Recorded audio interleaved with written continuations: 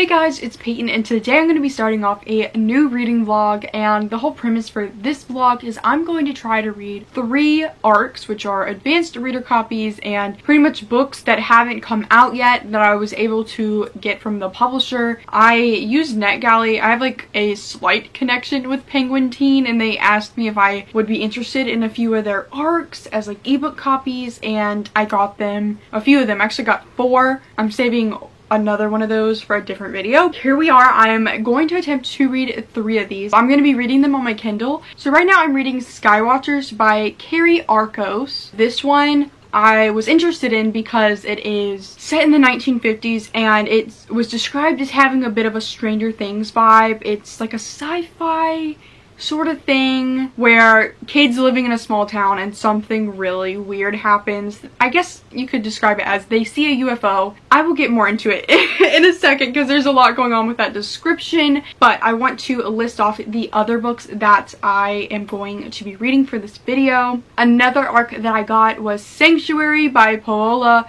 Mendoa and Abby Shear. The other one I got is Darius the Great Deserves Better by Adhib Khorram. That's the second one to Darius the Great Is Not Okay. I actually haven't read that one, but I've downloaded the audiobook, so I'm going to listen to that one obviously before I read the ARC of the second one, because like I've wanted to read that book, and when I saw that I could possibly get the second one, I was like, okay, I gotta do that. Right now I'm currently reading Skywatchers, and this one I wasn't even that sure of how I was feeling about it at first. Let's see how far into it I am right now. It says I'm 31% through the book, and it's like 300 something pages, so it's not too long of a book. It's set during the Cold War, and I'm not really a historical fiction type of person, but this has a sci-fi twist on it, so you know, I was into it, and I mainly wanted it because of the Stranger Things comparison, which I can kind of see those vibes. I kind of feel that. It's about this group of kids, primarily about 4 specifically, and they're in a Skywatchers Club. And a Skywatchers Club, at least for them, was during the Cold War. They were constantly looking at the skies to see if they were going to get bombed or something. There's this club formed in this high school. They're just watching the sky to see if anything is off, if they see any aircraft that isn't something that they recognize as American. Nothing has really happened so far during like months and months of this club, but one night 4 of them see a very mysterious light in the sky that is completely not something that they've seen before of any American, Russian, like any freaking country. Like they're like, what is this? I don't think any country in this entire universe has freaking used something like this. So they're very like weirded out, and a few of them believe in aliens, and they're like interested to see if like, oh my god, are aliens going to invade us? But then there's other kids that are like, no, there's no way that there's aliens that exist. These 4 kids decide to go follow the light because they see it's landing over the woods, and they think it's like going in, and they're supposed to call and warn people about what they're seeing, and they do that, and they want to like go follow it and see if they can get more updates because this could be very dangerous. They've never really seen anything like this, and they're really scared, but they're trying to do their job. The whole thing is that they walk into the woods and they start to come out one by one 2 days later, and they have absolutely no memory of what happened to them in the woods. So there's the whole big question, like, was it a UFO? Is there aliens? What happened to these kids? And that's currently what I'm in right now, and it's so interesting. At first I wasn't really vibing with this book. Like the writing style is very different, and I'm realizing now why, because it has like a omniscient third person perspective, and like I think it's the word omniscient, but it's pretty much when it's written from a perspective of someone that like knows everything, like it knows everything about each person. And this book jumps from perspectives from so many people, even more than just the 4 kids. That could be confusing, but so far like I'm kind of liking getting the all-around perspective from so many different people. At first I wasn't really liking it because the first 4 chapters about those first 4 kids, it was so info dumpy about their lives, and I was like, why the heck is it info dumping so much right now? And then when I realized it was like an omniscient third person point of view thing, I realized why that was happening, because it wasn't really in their minds. It was someone listing all these things about them pretty much. And I still don't really like the info dump thing that happened, but once I got more into the book and this weird thing happened with the UFO, I'm really into it now, and I love mysteries, and this is like a big mystery right now. So I'm so into this book. It'll probably be like 3, 4, or 5 stars. Like I can't imagine myself hating this book because I'm really into it now, and I'm 31% and I could probably finish it within today or the next couple days. It is July 30th right now, and obviously that's like 2 days left of the month. So I would like to finish this probably before July is over so I can add it to my wrap up. I will keep you updated. I'm wanting to read all 3 of these arcs throughout maybe a few weeks. I don't know how long this video is gonna take me to film, but I'm definitely really excited about reading this book right now. Skywatchers comes out August 18th, 2020, so it's coming out super soon. I'm trying to read these for NetGalley and review them because I'm supposed to review them, and they didn't tell me to make a video. I just thought it'd be a really fun idea to read 3 arcs that are coming out really soon and see what I think about them, and maybe y'all might be interested in them too if I like them. I'll update you later whenever I finish this book. Hey everyone, I'm back. It is the next day, July 31st, so obviously the last day of the month. I wanted to come in and say that I officially finished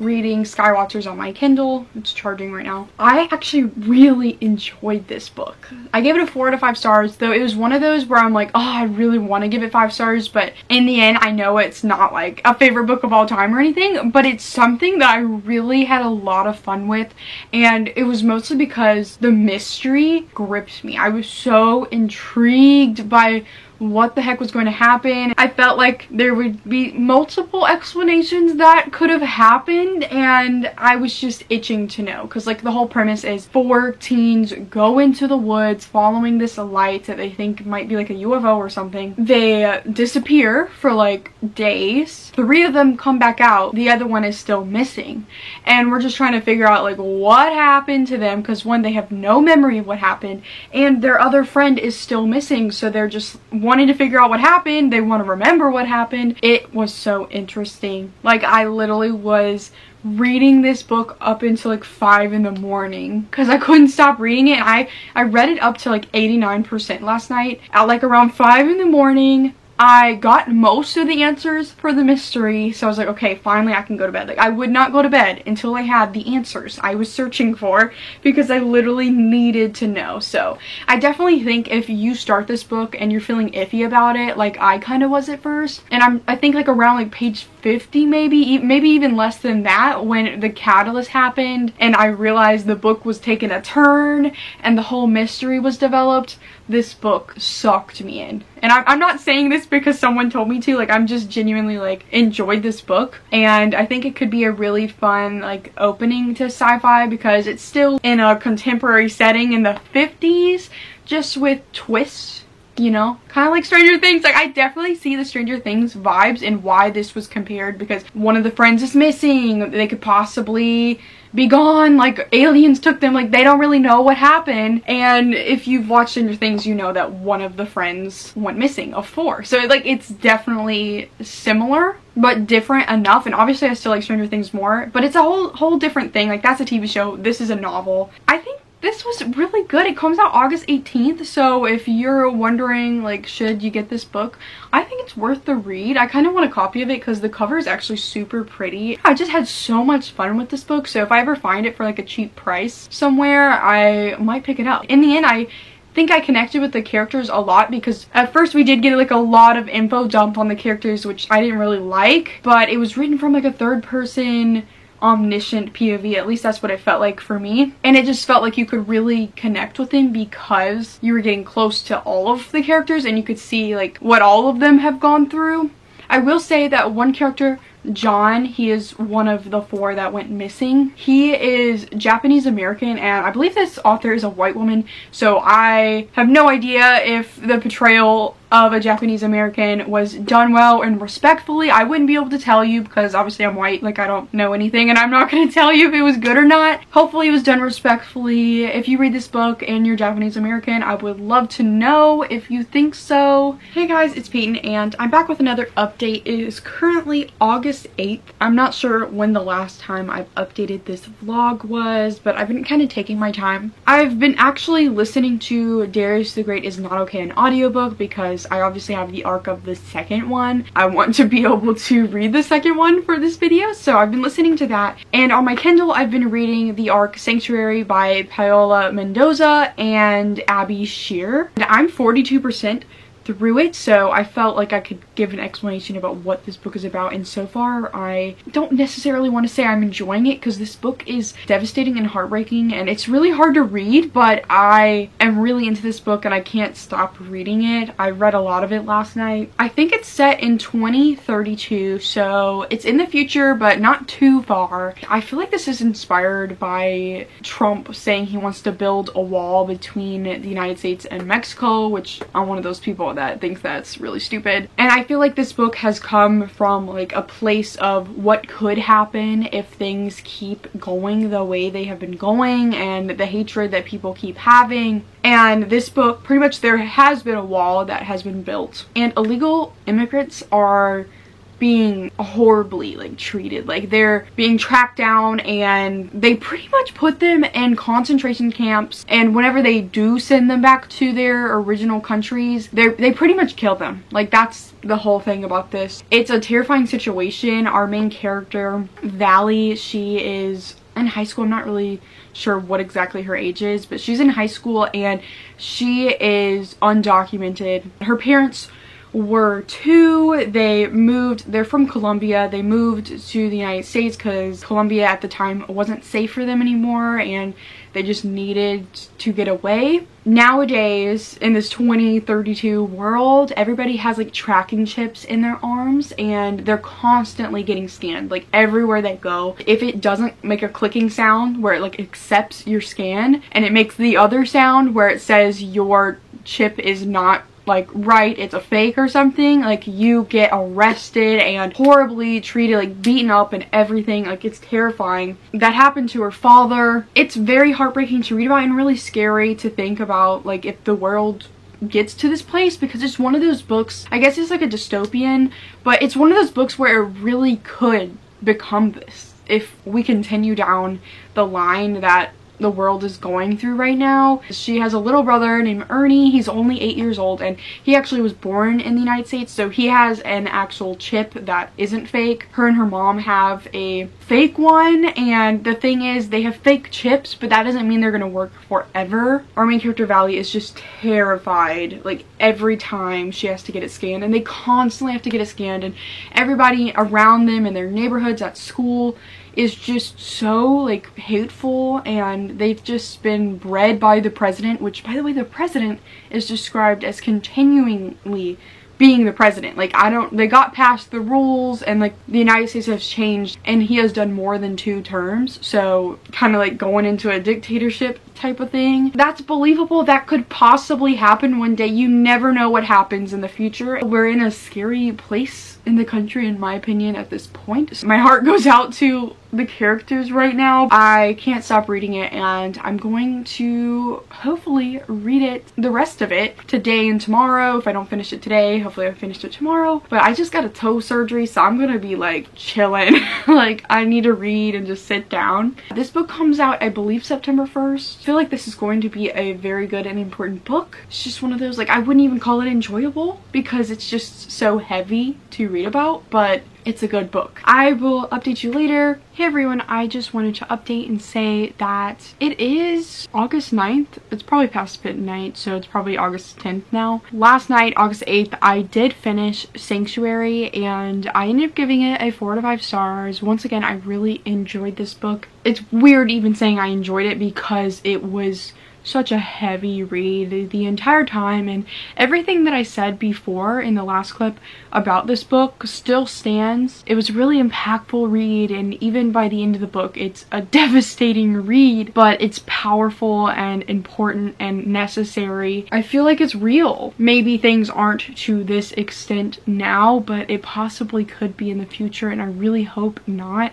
because it's just disgusting what happened to Valley and her little brother Ernie in this book. It's so like disappointing to read, to see how terrible things had gotten in the United States in this book, and I definitely think you should check this book out when it comes out. I think September 1st. I don't really have much more to add about my feelings on it because I feel like I described it really well in my last clip. I just finished editing those clips. Yeah, I don't really have much more to say about it other than it was altogether a really good read. It's something you should read knowing that it's going to be a lot and very heavy to read, because it doesn't really have any happiness in it, but since I cared about the characters so much, that's why I kept going. Like, you know, I wanted to see if they reached the sanctuary they were trying to find, and I needed to know. Like, I needed to know if they were going to be okay or not. I'm not going to tell you if they are or not, because you just need to read the book. Now I'm going to be focusing on reading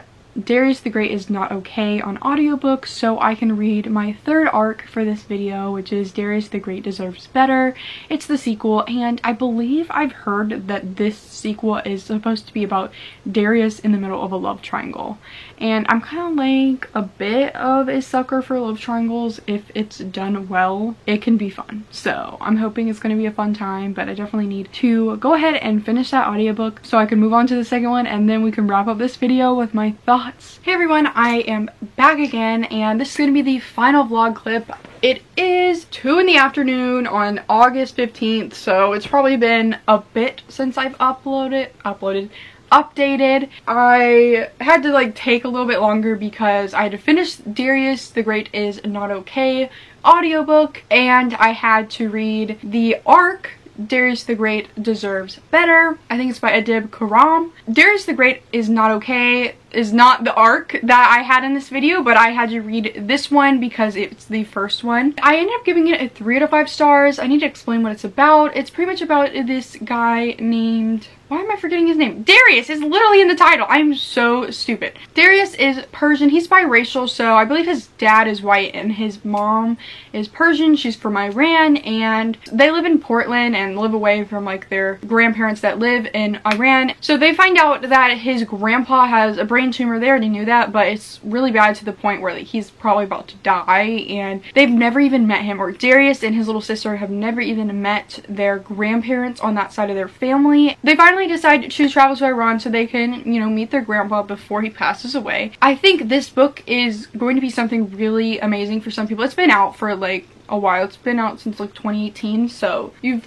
may have already read it or heard of it, but this could be so important for a lot of biracial kids, I feel, or people that have several cultures within them and may not feel connected to one side of their culture. Or you probably understand what I'm saying, but like I'm white like through and through, so I don't have another side of myself or a culture to explore. I've heard a lot from people like in college classes, because I took a lot of women and gender study classes, and people were just talking about how whenever they would visit a country from one side of their family, they wouldn't feel like they fully fit in. Like they let's say Persian, like they felt like they were Persian but like couldn't fully fit in to the people that were fully living in Iran. I'm just horrible at explaining this, but I just feel like this could be something really important for kids like that to read. And also there's like really good depression representation in here, and I'm only saying that it's good because I have been diagnosed with depression in the past, so I feel like I could say something about it. And I've read other people's reviews and they also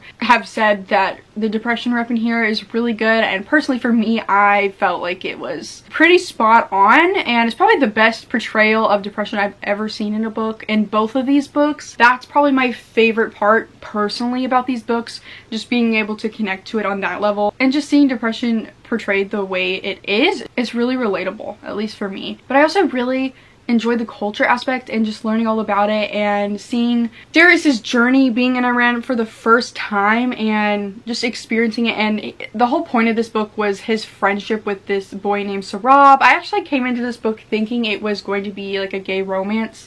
That's what I always thought these books were, and I was wrong. At least the first one is actually just a pure platonic friendship, which is good. I ended up giving it 3 stars because Sarab, I didn't really feel like I knew him all that well. Like, we didn't get that much information on him, so I didn't fully like fall in love with that character. And I feel like if I had fallen in love with this character on a deep level like that, this book would have been better. Also, some of the decisions by the end of the book like made me a little bit annoyed, like just certain things that happen, and it's a complete spoiler, so I'm not going to tell you. Overall, I really enjoyed Darius's character in both of these books, and now I'm going to talk about Darius the Great Deserves Better. This one I thought was even better than the first one. I gave this one a 4 to 5 stars. I actually thought this one was a million times better than the first one. This one actually was interesting because we do have a romance in here, and no, this one was interesting because Mason! It's actually a bit of a love triangle between 3 boys, and I don't think I've ever seen that before, so I really liked that. I have a thing for romance, so obviously that made me a little bit more excited about this book, but I actually really liked the love interest, I guess. I didn't really like one of them. I don't think you really were supposed to like him all that much though, because there was obviously one dude who was superior. But this is the thing, this book freaking left off on a cliffhanger-ish. You can definitely tell there's gonna be a sequel. And I'm like, if there's not a 3rd book to this, I'm gonna be so upset because I was like really invested in what was going to happen next. And then it just ended. It ended, and I'm like, oh my god, I better get a 3rd one. But this one I really enjoyed because the first book was all about him connecting to his grandparents on his mom's side, and this one was a bit more about his dad's side. His grandmas, he actually has 2 grandmas, came over to visit, and it didn't end up being as big of a plot point as I thought it would. They didn't connect on the level that I was hoping for. They came over. His family is actually struggling a lot because they're out of money. His dad also suffers from depression, and it focuses a lot on depression. These books, oh my god, I'm so bad at explaining this for some reason, but these books are heavily character driven. There's not really that much of a plot. For some reason, I didn't really mind it all too much. I enjoyed most of the characters to the point where I was okay with it. This was a very unnecessarily long clip, but hey, we finally finished it. I read the 3 arcs that I planned for this video, and it is finally over. I really enjoyed my time with it. I think I gave them all 4 stars other than the audiobook, but the arcs I gave all 4 stars. So they're all pretty solid books. I really enjoyed all of them, just none of them really gave me that full 5-star feeling, but I think they're all worth the read. I had a lot of fun with all of them, and I was really hooked into all of the stories and the characters when I was reading them. So thank you guys so much for watching this video. Let me know if you're interested in these books. Like it, comment down below, have a good day, please subscribe, make sure to follow all my social medias which are linked down below, and go click the bell button which is right by the subscribe button which you should have already clicked, and goodbye.